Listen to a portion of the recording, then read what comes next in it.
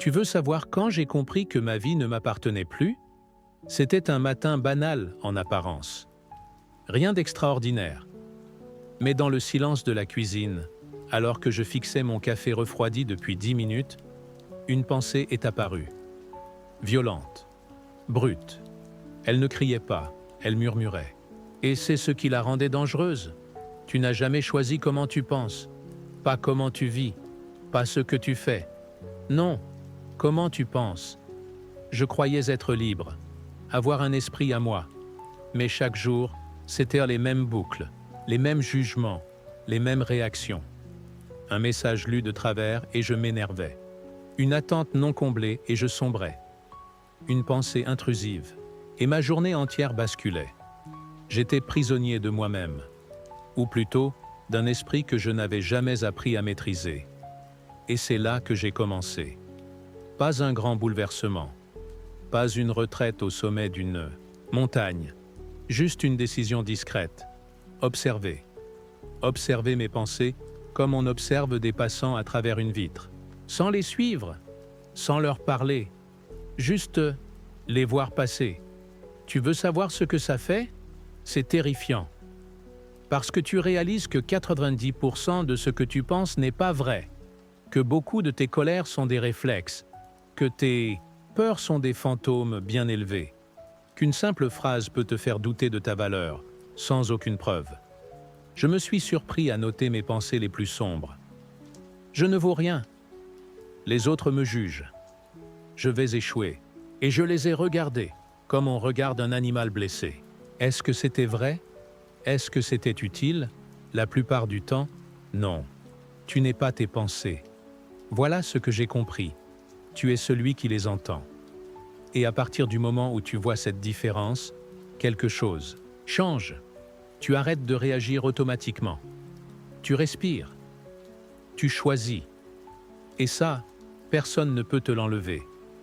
Mais ce n'est pas magique. Ce n'est pas facile. L'esprit résiste. Il veut avoir raison. Il veut te faire croire que tu es en danger, alors qu'il ne s'agit que d'un regard de travers ou d'un mail sans réponse. Le pire, c'est que ce système de défense t'a longtemps protégé. Il a une raison d'exister. Mais il est obsolète. Il t'enferme plus qu'il ne te sauve. Alors tu dois devenir ton propre gardien. Te poser des questions simples, mais brutales. Est-ce que cette pensée m'élève ou m'écrase? Est-ce qu'elle m'éclaire ou m'aveugle? Est-ce qu'elle est là pour m'aider ou pour me punir? Et quand tu fais ça, tu récupères le contrôle. Lentement, mais sûrement. Je ne dis pas que j'ai atteint la paix intérieure. Je dis que je la construis, chaque jour, en choisissant mes batailles, en refusant de nourrir les monstres invisibles qui hurlent dans ma tête. La vérité, c'est que personne ne t'a appris à penser clairement. On t'a appris à apprendre, à obéir, à produire, mais pas à observer ton esprit, pas à remettre en question ce qui t'habite. Le stoïcisme, c'est ça. Ce n'est pas être froid, ce n'est pas tout encaisser sans broncher, c'est choisir ce que tu laisses entrer, et surtout, ce que tu laisses te gouverner. Alors voilà ce que je te propose. Pendant les prochaines 24 heures, chaque fois qu'une pensée négative surgit, arrête-toi. Ne la combats pas, ne l'ignore pas. Questionne-la, demande-lui, es-tu vrai? Es-tu utile? Et écoute le silence qui suit. C'est là que tu trouveras ta puissance, parce que ce n'est pas ton apparence qui fait de toi quelqu'un de différent. C'est ton regard, ton calme, ta capacité à rester immobile alors que le monde s'agite. C'est là que commence la transformation. Pas dans l'action, dans l'esprit. Et si tu tiens bon, même quand ton esprit te crie le contraire, alors, oui, tu commenceras à devenir méconnaissable. Même pour l'ancien toi, je n'ai jamais vraiment cru que la douleur pouvait être un cadeau, jusqu'à ce que tout s'effondre. C'était un jeudi, je m'en souviens comme si c'était hier. Mon contrat de travail annulé sans préavis, mes économies quasi inexistantes, et ce silence glacial après l'appel, celui qui ne laisse place à rien d'autre que l'écho de ta propre impuissance. Tu connais cette sensation? Ce moment précis où tu te dis c'est fini. Je suis au fond. Il n'y a plus d'issue. Plus d'options. Juste un vide froid et lourd dans la poitrine. Tu ne pleures même pas. Tu ne bouges pas. Tu attends que quelque chose vienne de l'extérieur. Un signe. Un miracle. Une main, mais rien ne vient. Et c'est là que le stoïcisme est revenu dans ma vie. Pas sous la forme d'un livre, pas d'une citation encadrée sur un mur, mais comme une voix, discrète, intérieure. Une question simple, brutale. Et si ce n'était pas la fin, mais un début, je me suis souvenu de cette phrase de Marc Aurèle que j'avais lue des années plus tôt, sans la comprendre. Ce qui fait obstacle à l'action la fait progresser. À l'époque, ça sonnait bien, inspirant. Mais ce jour-là, elle m'a frappé de plein fouet. Et j'ai commencé à voir autrement. Pas immédiatement. C'est progressif, comme un œil qui s'habitue à l'obscurité. J'ai compris que perdre ce job, ce n'était pas une malédiction. C'était une libération déguisée, une opportunité de redéfinir qui j'étais, sans me cacher derrière un statut ou un revenu. Mais il faut le vouloir. Il faut oser regarder ce qui t'écrase et lui demander « Que veux-tu m'apprendre ?» Ce n'est pas facile, parce que tout en toi hurle que tu es une victime, que tu n'as pas mérité ça, que la vie est injuste, et peut-être que c'est vrai, mais ce n'est pas utile. Tu as deux choix quand tout s'effondre, te noyer dans la plainte, ou reconstruire avec ce qu'il reste. Et parfois, ce qu'il reste est plus solide que tout ce que tu avais avant. Je me suis mis à marcher, sans but, les jours suivants, juste pour respirer, pour penser. Et c'est en marchant que j'ai commencé à écrire. Pas pour les autres, pour moi, pour comprendre, pour extérioriser. Ce texte, cette narration, elle vient de là. Tu veux savoir ce que j'ai appris dans cette chute? Que l'obstacle n'est pas l'ennemi. L'obstacle est le professeur. Chaque fermeture, chaque rejet, chaque douleur est une leçon, une mise à l'épreuve, une forge. Et dans cette forge, tu peux hurler ou tu peux devenir acier. Mais il y a une condition. Tu dois décider que rien ne t'arrive. Tout arrive pour toi. Même les larmes, même les nuits blanches, même cette sensation de ne plus avoir de sol sous les pieds. Le stoïcien ne cherche pas à éviter les coups. Il les encaisse, il les étudie, et il s'élève. Tu veux devenir méconnaissable en 7 jours? Commence par réécrire la définition de souffrance. Ne la vois plus comme un fardeau, mais comme un levier. Pose-toi cette question à chaque fois que tu es bloqué. Et si c'était exactement ce dont j'avais besoin pour avancer? Tu verras, cette question change tout. Elle fait taire la panique. Elle rallume une étincelle. Et parfois, cette étincelle suffit. Tu n'as pas besoin de tout comprendre maintenant. Tu dois juste avancer, même si c'est lent, même si tu trembles. Parce que ce qui t'écrase aujourd'hui peut devenir ton socle demain. Ce que tu redoutes peut devenir ta spécialité. Et ce qui te fait mal peut devenir ce qui fait de toi un guide. Mais seulement si tu le décides. Alors, regarde l'obstacle et avance. Tu as déjà eu ce moment où tu sens la colère monter si vite que ton corps agit avant même que ton esprit comprenne ce qui se passe. Moi, oui. C'était une réunion banale, un jour banal. On parlait chiffres, objectifs, comme toujours. Et puis ce collègue, tu sais, celui qui parle avec ce petit ton suffisant, il a balancé une remarque sur mon travail, devant tout le monde, d'un air détaché, une flèche bien placée, déguisée en blague. Et là, j'ai senti cette chose, ce feu qui monte depuis le ventre jusqu'à la gorge, la mâchoire qui se crispe, les poings qui se ferment, le souffle qui s'accélère. J'étais prêt à exploser, à répondre, à m'imposer, mais quelque chose a bloqué. Une pensée, une question. Est-ce que tu veux avoir raison ou avoir la paix? Je n'ai rien dit. J'ai respiré. Lentement. Une fois, 2 fois. J'ai regardé cet homme et j'ai compris. Il voulait me faire réagir. Il voulait que je perde le contrôle, que je me détruise avec mes propres mots. Et j'ai refusé. Ce jour-là, j'ai appris une vérité brutale. Toute réaction automatique est une faiblesse offerte à l'ennemi. Parce que quand tu réagis, tu ne choisis plus. Tu subis. Tu es mené par ton émotion, ton ego, ton passé. Tu crois défendre ton honneur, mais tu es en train de livrer ton pouvoir à l'autre. Le stoïcien ne réagit pas. Il répond. Il observe d'abord. Il décortique. Il voit la provocation. Il entend l'insulte.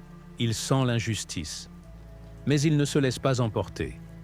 Il choisit sa réponse comme un archer choisit sa flèche. Lentement. Précisément. Et, tu veux savoir ce qu'il fait avant de parler? Il attend 3 secondes. 3 secondes. Une éternité dans un monde qui va trop vite. Une pause minuscule qui peut tout changer. Une fois, 2 fois, 3 fois. C'est dans ce vide que tu trouves ta force. C'est dans ce silence que tu sauves ta dignité. Je ne te dis pas de te laisser marcher dessus. Je te dis que la vraie puissance, c'est de répondre quand tu choisis, pas quand on t'y pousse. La colère est un feu, et si tu ne la contiens pas, c'est toi qu'elle consume en premier. Je l'ai compris ce soir-là, seul, chez moi. J'étais devant le miroir. J'aurais pu exploser, humilier l'autre, avoir le dernier mot. Mais j'ai gagné quelque chose de plus rare, la maîtrise. Et cette maîtrise, elle te change. Tu deviens celui qui inspire confiance, celui qu'on respecte sans qu'il ait besoin d'élever la voix, celui dont le silence pèse plus que les cris des autres. Mais pour ça, il faut apprendre à se poser la bonne question. Toujours la même. Que ferait la meilleure version de moi-même dans cette situation? Pas celle qui veut se venger, pas celle qui veut prouver, mais celle qui veut construire. Parce que chaque mot que tu lances est un miroir. Soit il reflète ta grandeur, soit il expose ta faiblesse. Et tu n'as pas besoin de hurler pour être entendu. Tu n'as pas besoin d'écraser pour exister. Tu n'as besoin que d'une seule chose, le calme. Ce calme qui dérange, ce calme qui impose, ce calme que rien ni personne ne peut briser. Alors la prochaine fois que tu sens l'émotion monter, rappelle-toi, tu es plus fort que ce réflexe. Tu es plus sage que ce feu. Prends 3 secondes et choisis. Tu veux entendre une vérité que peu osent dire à voix haute? Le confort t'affaiblit. Ce n'est pas une insulte, c'est un constat. Et je ne le dis pas de haut, je le dis en sachant de quoi je parle. Parce que moi aussi, j'ai longtemps choisi la facilité. Je me donnais des excuses élégantes, rationnelles, logiques même. Mais au fond, je savais que j'évitais le juste au profit du simple. Tu veux un exemple? Il y a quelques années, j'ai vu un collègue se faire humilier injustement par un supérieur, devant tout le monde. Une erreur qui n'était pas la sienne. Et moi, j'ai baissé les yeux. J'ai regardé mes notes. J'ai laissé faire. Pourquoi? Parce que parler aurait été dur, risqué, inconfortable. Et le soir, en rentrant chez moi, ce n'était pas la scène que je revoyais dans ma tête. C'était mon silence. Il me rongeait. Faire ce qui est juste ne soulage pas toujours dans l'instant. Parfois ça brûle, parfois ça t'isole. Mais ça construit quelque chose de plus rare. L'estime de toi. Pas la confiance superficielle. Pas le masque. Non. La vraie, celle que tu ressens dans le noir, quand personne ne regarde. Le stoïcien ne cherche pas ce qui est plaisant. Il cherche ce qui est aligné avec ses valeurs. Ce qui est conforme à sa nature rationnelle, droite, humaine. Et c'est là que le monde moderne te piège. Parce qu'il te vend l'idée que la facilité est un droit, que tu mérites de t'épargner, que si c'est dur, c'est que ce n'est pas pour toi. Mais ce qu'on ne te dit pas, c'est que chaque facilité choisie t'éloigne de ta force, que chaque choix évité laisse un vide, et que ce vide devient un abîme. Tu veux savoir ce que j'ai commencé à faire après ce jour-là? Chaque matin, je me posais une seule question. Qu'est-ce que je fais aujourd'hui qui est juste, même si personne ne le verra, même si ça me coûte? Et ce ne sont pas toujours de grands gestes. Parfois, c'est dire la vérité quand c'est plus simple de mentir. Parfois, c'est reconnaître ses torts. Parfois, c'est ne pas participer à une moquerie. Mais à chaque fois, tu te redresses, un peu plus.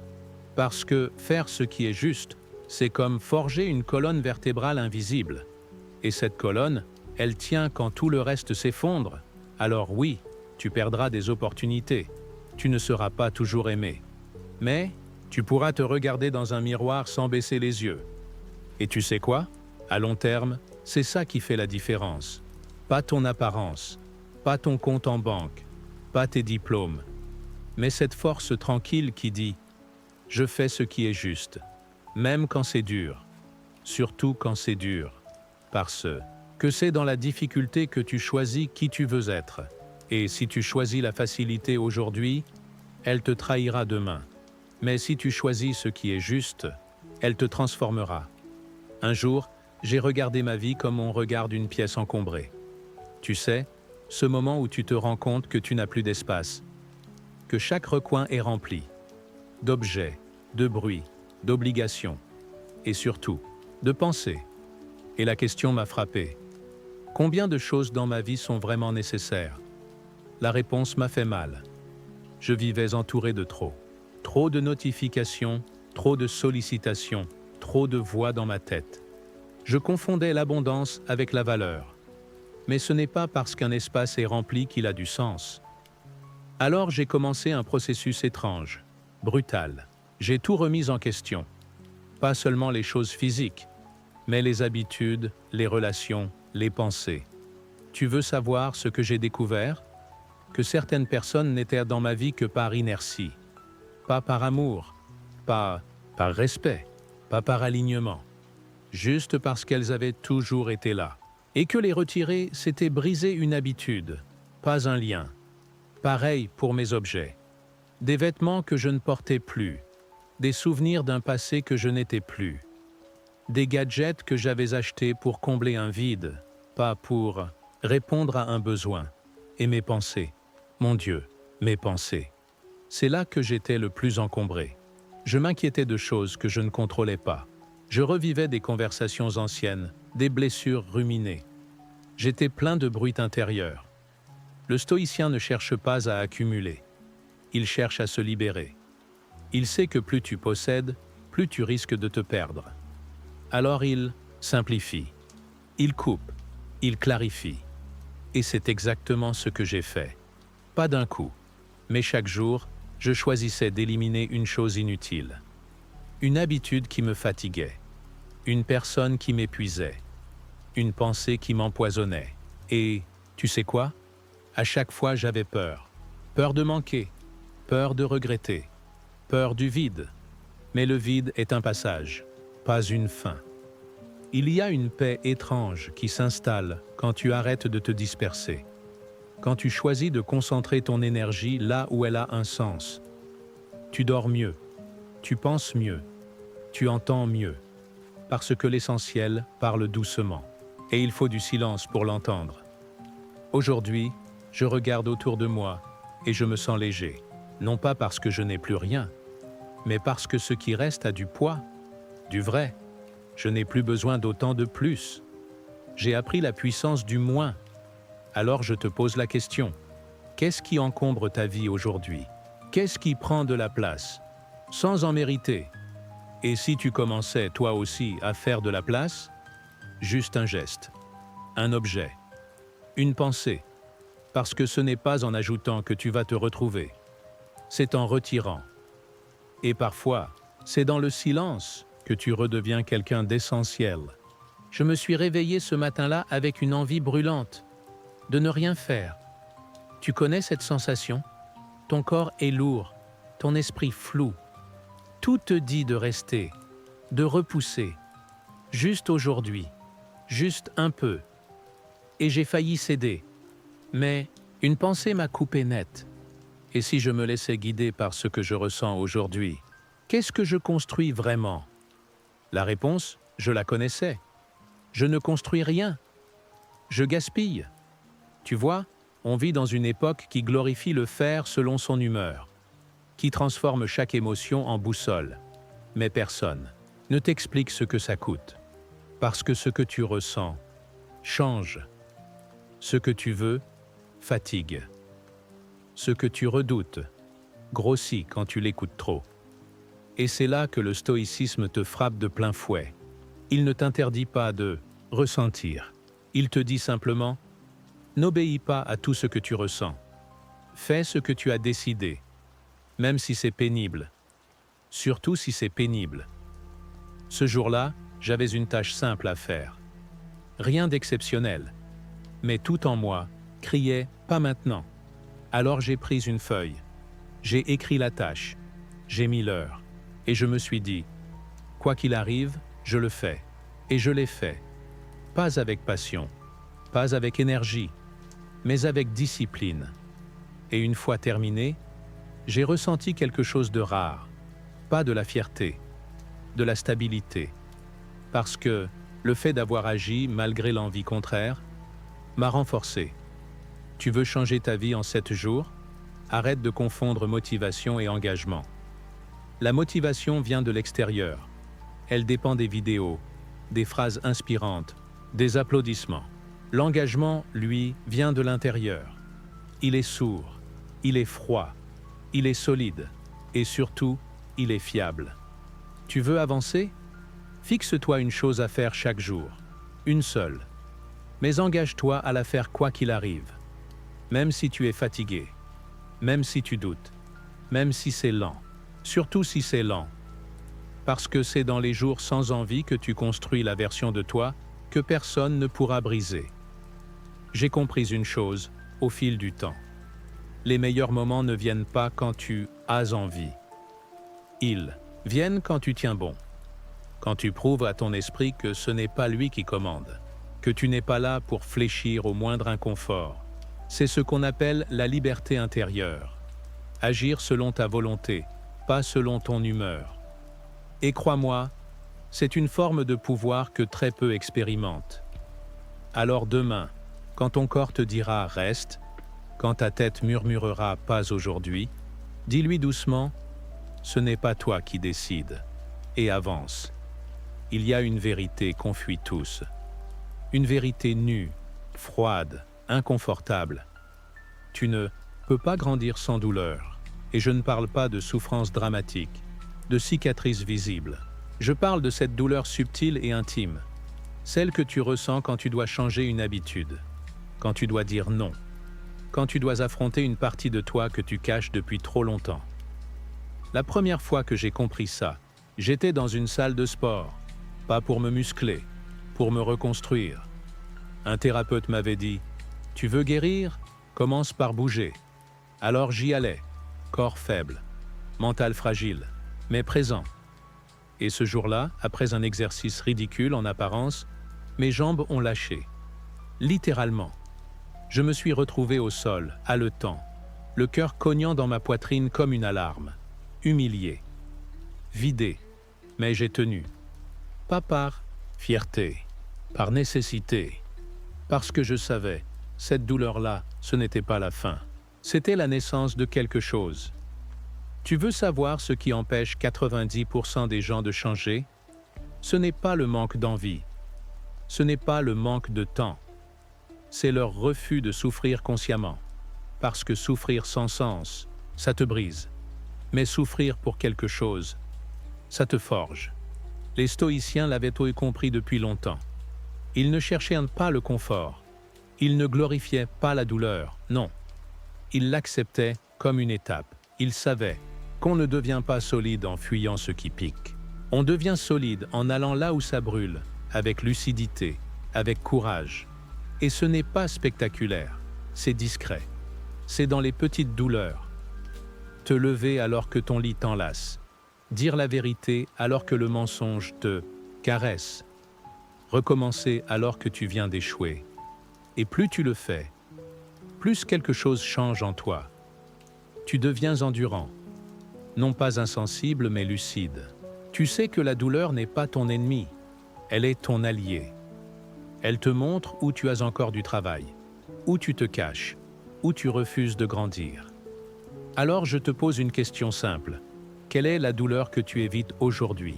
Et si, au lieu de la fuir, tu la regardais en face? Si tu disais « Montre-moi ce que je dois comprendre », parce qu'à partir de là, elle cesse d'être un mur.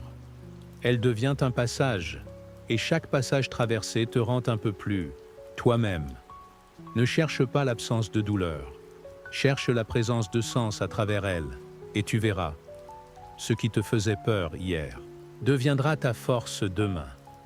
Je me suis longtemps battu pour des choses qui n'en valaient pas la peine. Un commentaire malveillant, un regard de travers, une opinion différente de la mienne. Je voulais répondre, corriger, m'imposer, comme si chaque désaccord était une attaque, comme si chaque silence était un affront, comme si je devais constamment défendre une image de moi-même. Fragile. Et je me fatiguais.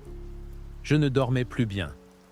Je ruminais des scènes entières dans ma tête, imaginant ce que j'aurais pu dire, ce que j'aurais dû répondre. Comme si gagner une dispute dans mon esprit allait me rendre plus fort. Mais au fond, je m'épuisais à nourrir ce qui me détruisait. Puis un jour, quelqu'un m'a dit une phrase qui m'a glacé. « Tu confonds réaction et valeur. » Et j'ai compris. Je pensais que répondre, c'était me respecter. Mais parfois, c'est fuir le vrai combat, celui de rester en paix alors que tout invite au chaos. Le stoïcien ne répond pas à tout, pas par faiblesse, mais par force, parce qu'il sait que son énergie est limitée, qu'elle est précieuse, et qu'il ne peut pas se permettre de la disperser. Alors il choisit ses batailles comme un artisan choisit ses outils, avec précision, avec calme, avec stratégie. Tu veux savoir ce que ça change de faire ça? Tout. Quand tu arrêtes de répondre à chaque provocation, tu reprends le contrôle. Tu vois plus clair. Tu avances plus vite. Parce que tu ne perds plus ton temps à lutter contre des vents contraires qui ne mèneront jamais nulle part. C'est une forme de puissance étrange. Elle ne fait pas de bruit. Elle n'impressionne pas tout de suite. Mais elle se sent. Elle s'impose. Tu deviens cette personne qui ne s'agite pas à chaque vague, qui reste droit, même quand ça tangue. Et les autres le sentent. Ils arrêtent de tester tes limites, parce qu'ils comprennent que tu n'as plus besoin de crier pour exister. Mais pour ça, il faut accepter de ne pas répondre, de ne pas tout corriger, de ne pas avoir toujours raison. Il faut accepter que certaines batailles ne méritent même pas ton regard, et ça demande du courage. Parce que ton ego voudra se défendre, il voudra expliquer, justifier, briller. Et toi, tu devras lui dire « Pas cette fois, ce n'est pas une bataille qui me construit. » Pose-toi cette question à chaque conflit potentiel. Si je gagne, qu'est-ce que je gagne vraiment? Et si je perds, qu'est-ce que je perds en moi? Tu verras. Beaucoup de guerres ne sont que des pièges pour voler ta paix. Et ta paix vaut plus que 1000 petites victoires inutiles. Alors choisis tes batailles. Et quand tu en choisis une, sois prêt à aller jusqu'au bout. Mais si ce n'est pas vital, si ce n'est pas aligné avec ce que tu veux devenir, alors tourne-toi et avance. Il m'a fallu du temps pour comprendre que certaines personnes ne m'aidaient pas à vivre. Elles m'aidaient à stagner. Et c'est encore plus dur quand tu les aimes. Quand ce sont des amis d'enfance, des collègues avec qui tu ris depuis des années, des proches qui t'ont vu grandir. Alors tu te dis, ce n'est pas grave. Ils ne sont pas parfaits, mais ils sont là. Oui, ils sont là. Mais à quel prix? J'ai commencé à sentir la fracture le jour où j'ai voulu changer. Pas de façon spectaculaire. Juste élever mes standards. Me lever plus tôt. Manger mieux. Lire plus. Dire non à certaines habitudes. Et ce que j'ai reçu en retour, ce n'était pas du soutien, c'était de la moquerie, du doute, des sourires en coin. Tu te prends pour qui? Tu vas redevenir comme avant, arrête. Allez, fais pas le sérieux, viens boire. Et là, j'ai compris. Certaines personnes préfèrent que tu restes petit. Non pas parce qu'elles te détestent, mais parce que ta croissance met en lumière leur stagnation. Ta discipline est un miroir. et tout le monde ne supporte pas ce qu'il reflète. Alors j'ai dû faire un choix, pas un choix spectaculaire, un choix discret, douloureux, lent, m'éloigner, pas par arrogance, par nécessité. Parce que tu ne peux pas devenir quelqu'un de nouveau si tu restes entouré de ceux qui n'aiment que l'ancien toi. Le stoïcien choisit son entourage comme il choisit sa nourriture. Il sait que ce qu'il laisse entrer dans son esprit le façonne plus sûrement que n'importe quel livre. Alors il se pose une question simple. Est-ce que cette personne me tire vers le haut ou m'enfonce sans s'en rendre compte? Et quand la réponse est douloureuse, il agit quand même. Tu veux devenir méconnaissable en 7 jours? Commence par regarder qui t'applaudit quand tu fais des efforts et qui t'ignore ou te freine. Ce n'est pas de la paranoïa, c'est de la lucidité, parce qu'un environnement toxique, ce n'est pas forcément violent. Parfois, c'est doux, c'est une ambiance, c'est une ironie permanente, c'est ce regard flou qui te fait sentir trop intense, trop ambitieux, trop différent. Mais toi, tu sais que tu ne veux plus rester là, que tu veux avancer, que tu veux devenir quelqu'un qui inspire, pas quelqu'un qui s'excuse d'exister. Alors crée ton cercle, même petit, même lentement.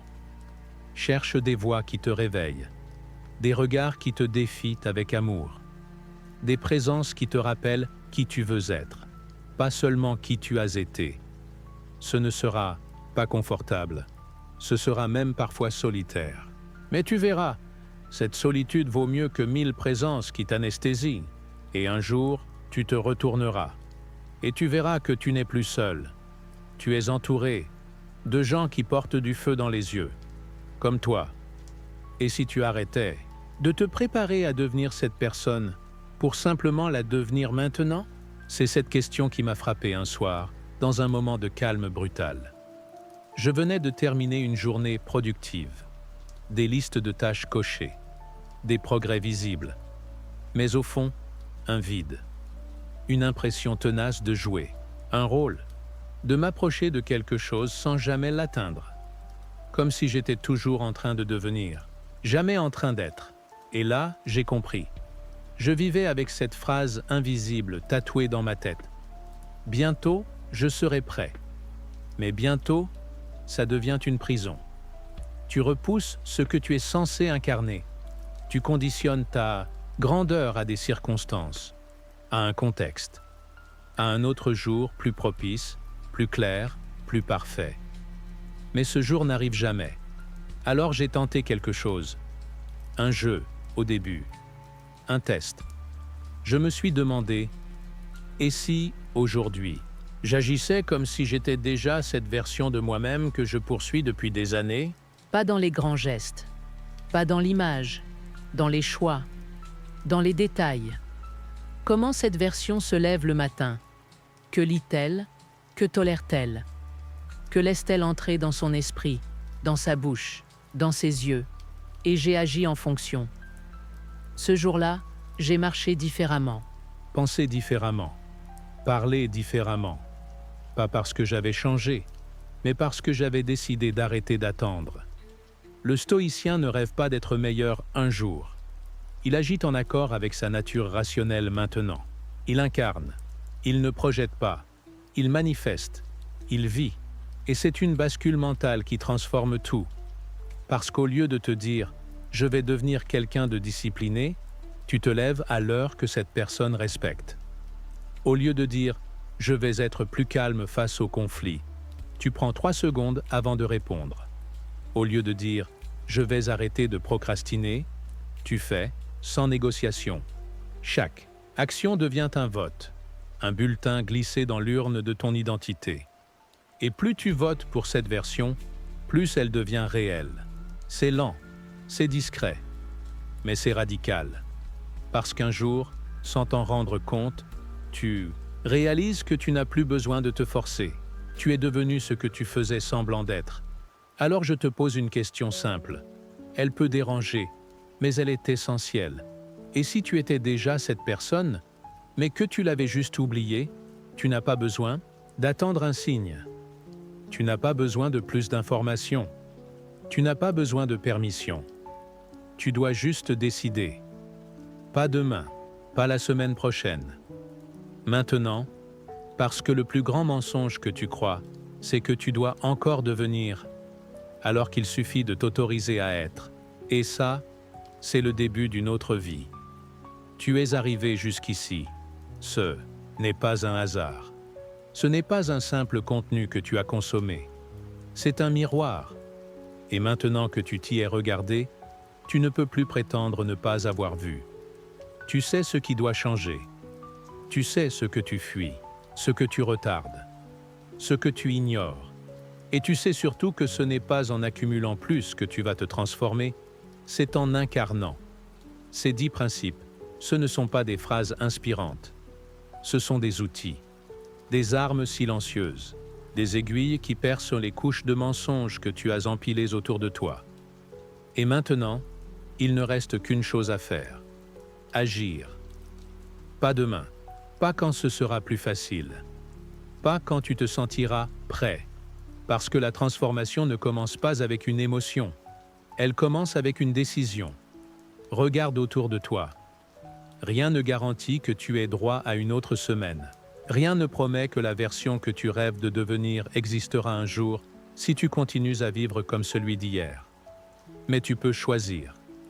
Tu peux commencer. Discrètement, fermement, sans demander d'autorisation. Chaque jour est une page. Et aujourd'hui pourrait être la première du chapitre où tu deviens méconnaissable. Pas pour les autres, pour toi. Alors respire. Regarde ton reflet une dernière fois et dis-lui: à partir d'aujourd'hui, je deviens cette personne, pas par magie, par discipline, pas pour impressionner, pour te retrouver. Parce que la vraie grandeur ne se voit pas. Elle se sent. Et elle commence maintenant.